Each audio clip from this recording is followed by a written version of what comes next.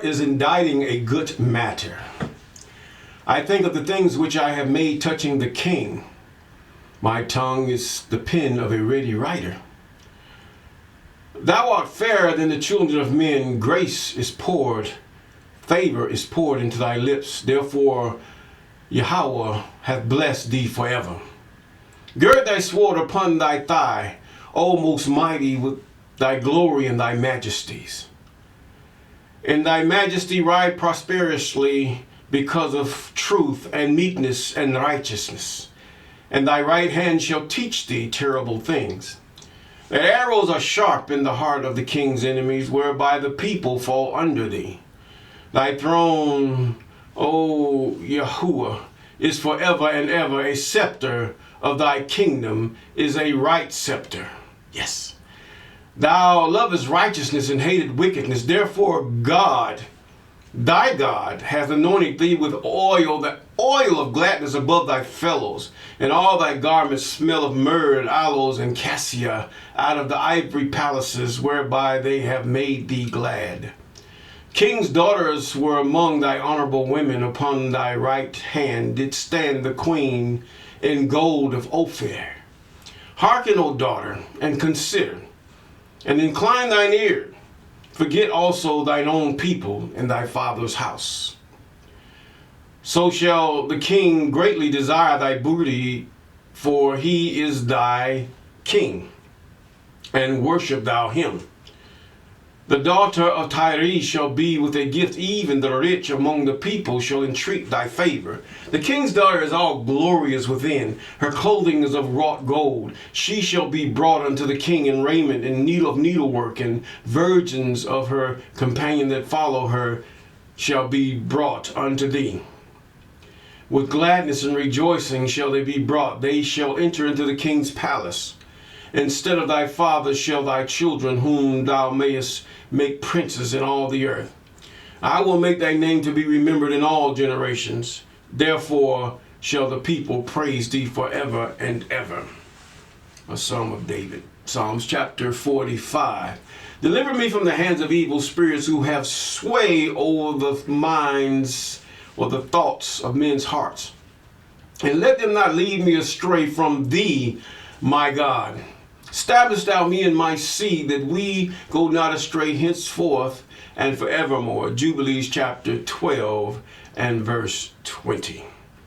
Yes. Good morning, good afternoon, and we give all praise, glory, and honor to the Most High, even Yahuwah, Yahweh.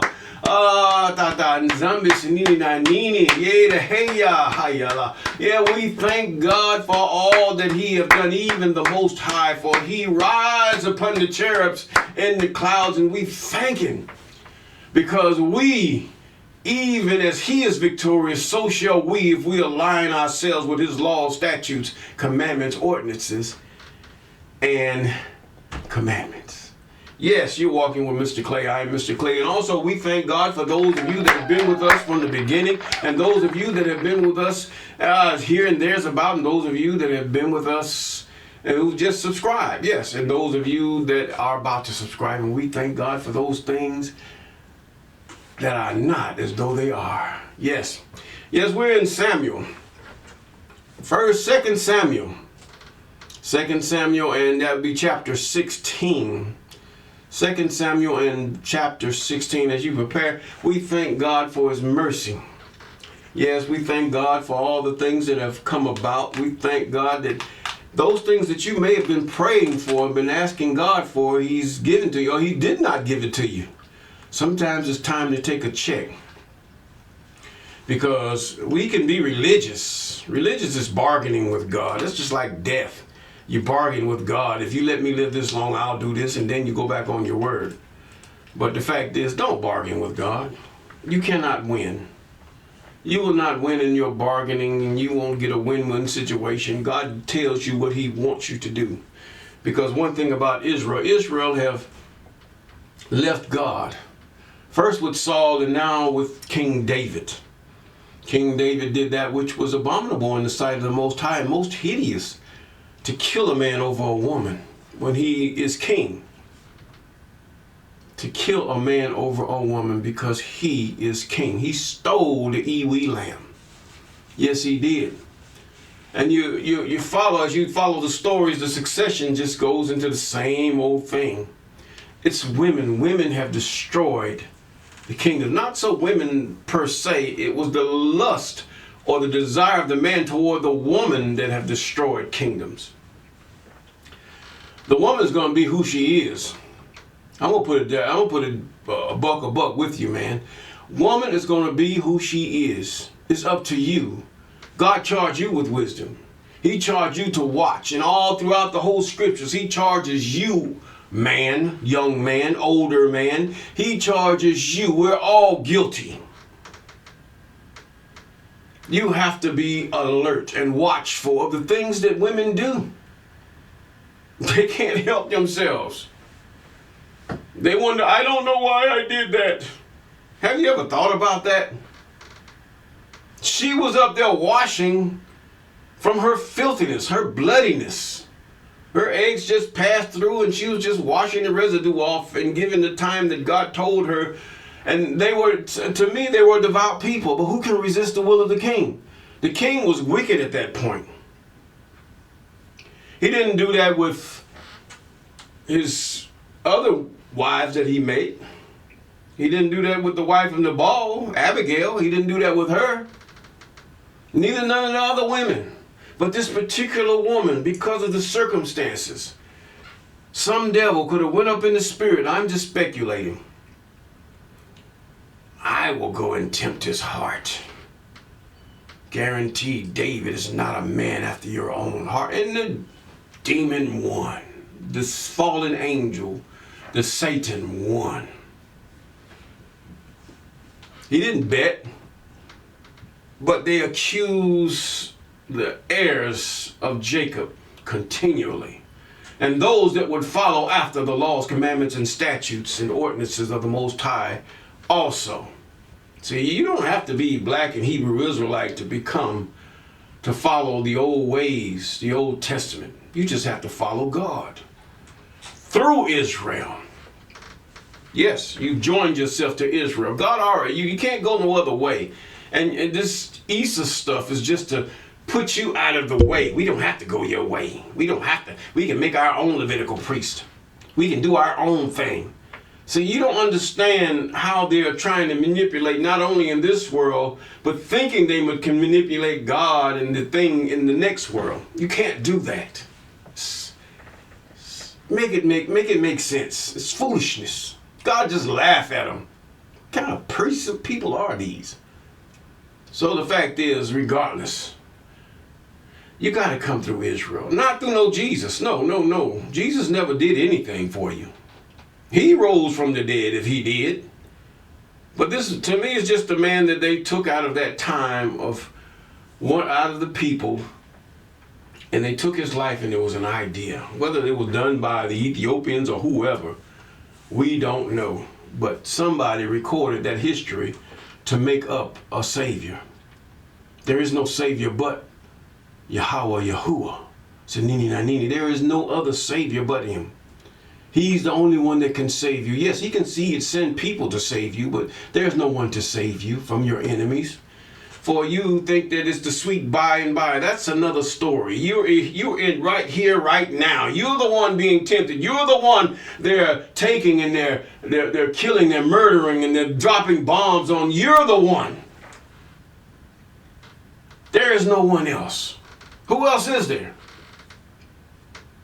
But the Most High. He works through different circumstances to deliver you. He would work with different men and changing the minds of leaders and all these. You have to see and know. You have to be focused on God. So this is a double focus. Your main focus on God. Your secondary focus is your surroundings and your people, your loved ones, and all that other stuff. Because you're the one got to live your life. And God's the one that can fulfill it and make it joyous. Well, you can walk haphazardly, stupid, and everything else and go around about your life and do what you want to do and fall right into the trap and say, You can go into your Christianity, your being a Muslim or whatever this is and stuff, and just fall into the trap. See, God has a way. Many of these belief systems have taken from what we call the Old Testament and the other books of the Bible, and they try to make it their own and rewording it and all of this stuff. You have to see these things, even that New Testament. They're rewording all the things of God. Even the Egyptians did the same thing. These things have been reworded, redone, done over. And they made themselves to own these sayings and all this. Although there's wisdom in it and there's truthfulness in it, it still comes from the source, even the Most High himself, who deals with all fairness. Because if you go by the commandments, statutes, and ordinances of the Most High, and your society does the same thing, it will be most fair. A little child, baby, can crawl down the street and nothing bother. Not even a dog wag his tail or his tongue at him. Or a hyena or whatever you got in your gland. Nothing. This is the way of the Most High.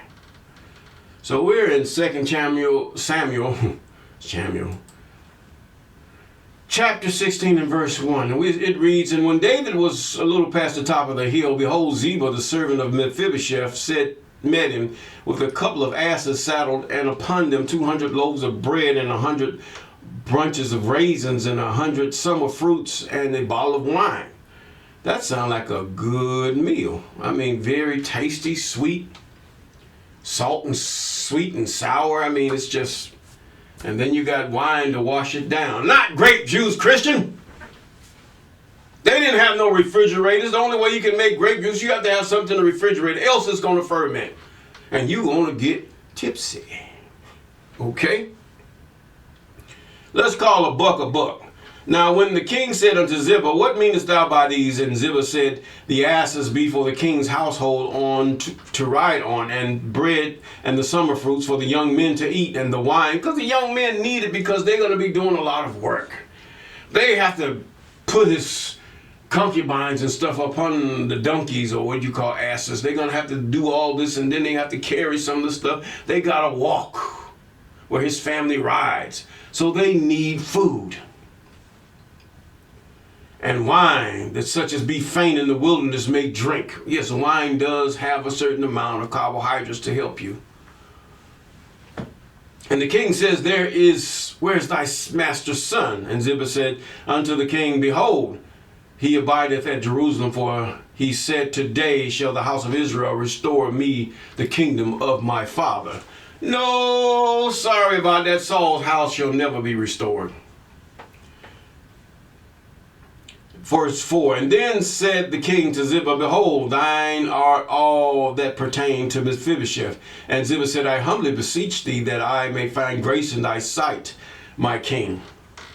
And when King David became to Bahurim, behold, thence came out a man of the family of the house of Saul, whose name was Shimei, and the son of Gera. And he came forth and cursed still as he came. And he cast stones at David, and all the servants of David, and all the people, and all the mighty men were on his right hand and on his left. And thus said Shimei, when he cursed, come out, thou bloody man, thou man of Belial. The I am hath returned upon thee all the blood of the house of Saul, in whose stead thou hast reigned, and the I am hath delivered thy kingdom into the hand of Absalom thy son. And behold, thou art taken in the mischief because thou art a bloody man.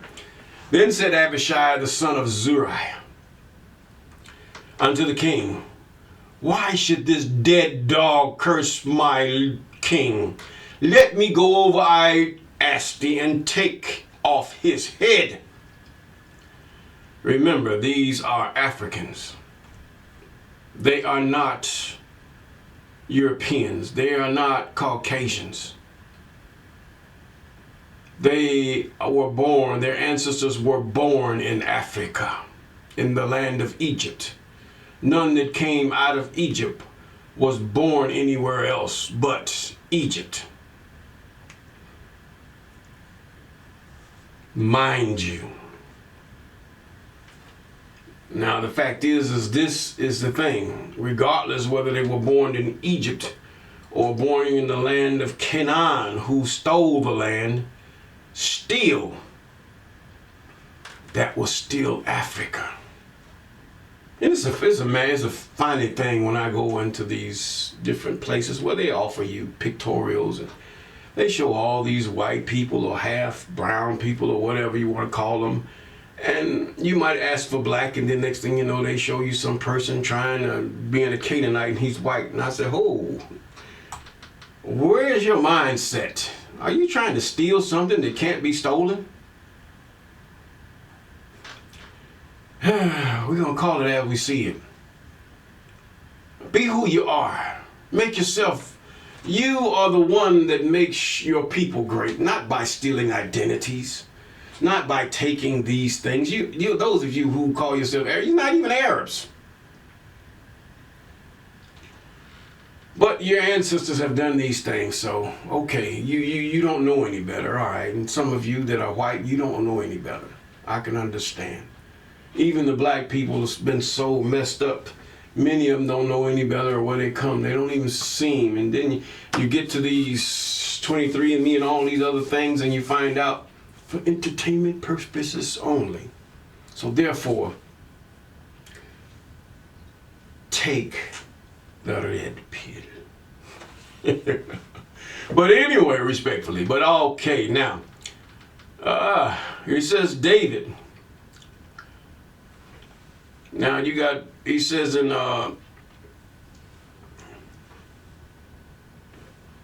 Abishai wanted to take the head of, he was a protector. He was like the, should I say, the Secret Service or the CIA for the king. And in verse 10, the king said, what have I to do with you sons of Uriah, should I say? So let him curse, because the I am have said unto him, curse David, who then shall say, wherefore thou hast done so. David knew the reason he was running from Absalom. God divided his family because of what he did. God was greatly grieved and angered at David for what he did. Even worse than Saul could ever do, David did.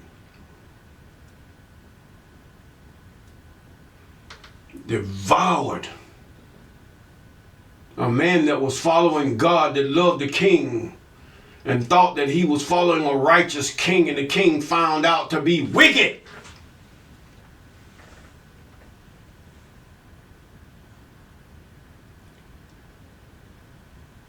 And David said unto Abishai, Abishai was one who would do whatever the king says, even to taking his own life. And to all the servants, behold, my son, which came forth of my bowels, seeketh my life. How much more may this Benjamite do it? Let him alone, and let him curse, for the I am have bidden him. That it may be that the I am will look on my affliction. See, all the Psalms that you've read that are Psalm of David are from this, his sin that he done in killing a lowly man, a man that didn't even have no money, that followed him, that trusted him. Took his wife. She gave herself to him because she could not resist the king, lest she would die. But yet her husband died. So he raped her, really, in so many words he did. And that it may be that the I am took mine affliction, and the I am will requite me good this curse for his cursing this day. And as David and his men went by the way, Shimei went along on the hillside over against him and cursed him as he went, and threw stones at him and cast dust. And the king, this was the test of God toward David. They were mimicking how God depicting how God saw David. And it came to pass when Hushai the Archite, David's friend, in verse 16, was come to Absalom, and Hushai said unto Absalom, God save the king, God save the king. And Absalom said, Hushai, is this thy kindness to thy friend? Why wentest thou not with thy friend? And Hushai said unto Absalom, Nay, but whom the I am, and this people and all the men of Israel, choose. This will I be, and with him I will abide. And again, whom should I serve? Should I not serve in the presence of his son? As I have served in thy father's presence, so will I be in thy presence. Then said Absalom to Ahithophel, give counsel among you that what we shall do. And Ahithophel said unto Absalom, go in unto thy father's concubines, which he hath kept. The house, and all of Israel shall hear that thou art abhorred of thy father, and then shall the hands of all that are thee be withdrawn. So this is what God did. He filled his heart with it. You dirty dog, David. I'm going to take your sons, and he's going to lay with all your concubines in my detest toward you. And the thing that you did. You cannot take God lightly in your sin. You cannot joke with God. Sanini na nini, the tata and zami. You cannot do this, even Yahweh. You cannot do this. This is the Creator, the Master of all things. You come with these beggarly Christian things and these Islamic things and all this. This is nothing. You push His commandments, statutes, and ordinances and laws aside for your own religious and your internal intentions in the auspices and ways of men. You cannot do these things. Everyone shall be judged, from the Christian to the Muslim to the Catholic to the every denomination in those areas, every pagan that uses these things, and those of you on the continent that mixes God and your, should I say, your Mosaic laws with your kind of paganism, your type of paganism that you use, your uncleanness and your sacrifices unto the Most High. God is going to get you for this. I'm saying it like somebody from the hood, because I am from the hood. He's going to get you, brother, sister. You in your nice smelling clothes and your nice smelling things and you're in your nice big auditoriums. Yet you make not a place that is clean and sacrificed before the Most High. This is why you will have no peace in the Middle East. You will have no peace in Africa. You will have no peace in the U.S. You will have no peace. Only pockets here and there you will have peace, and that's it. Until that day the anointed come with God, whom it is mentioned in the book of Jasher. Yes.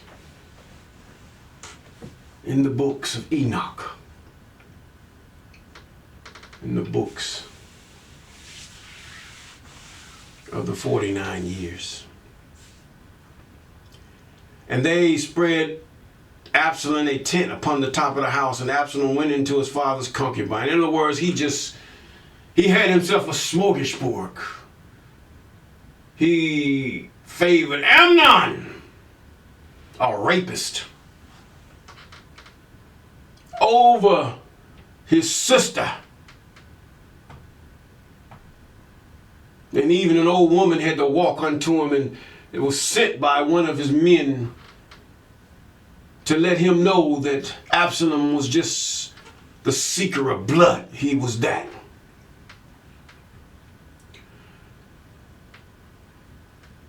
And the counsel of Ahithophel, what he counseled in those days, was if a man had inquired at the oracle of God, so was all the counsels of Ahithophel, both with David and with Absalom. He was playing both sides. But God was angry. In other words, in our desires and our angers, we have to first check with the laws, commandments, statutes of the Most High. This is what he did not do. Even in our heated moments, whether it's lust or anger, to want to murder, to kill, to steal, to destroy, to accuse, go back to the commandments, statutes, and ordinances of the Most High. And you will have peace.